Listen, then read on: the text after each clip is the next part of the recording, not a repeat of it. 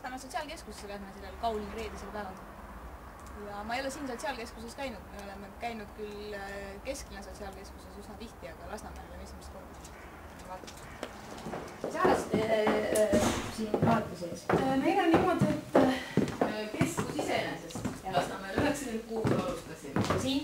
Ja siia majja kolisime 2002 ja alustasime siis seda remonti ka niimoodi investeeringute rahadest, et mitu aastat. Et ta on selles mõttes ei ole mitte korraga tehtud, vaid üks aasta aknad, üks aasta midagi seina ja on väga erinevad need ringid, et siin toas käivad, siin on õmblusring, käsitööring, keeled.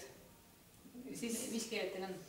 Eestlased õpivad meil inglise keelt. Vene keelt õpivad täiesti? Eestlased ei õpi.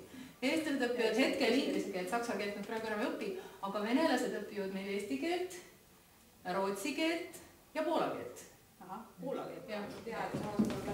Selle on meile üks pensionär kinkinud. Enda oma annetus. Et siin on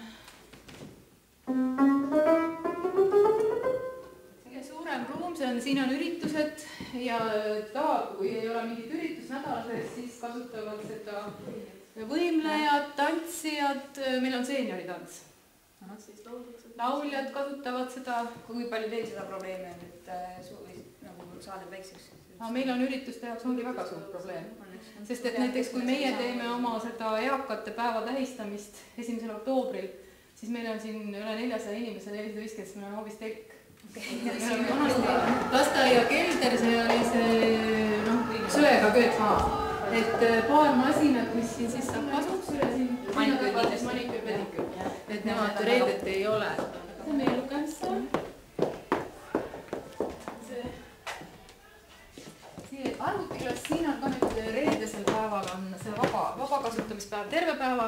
Esmaspäev, kolmapäev, neljapäev on meil kursused kogu aeg olnud alates juba 2000. Siin on tasandus.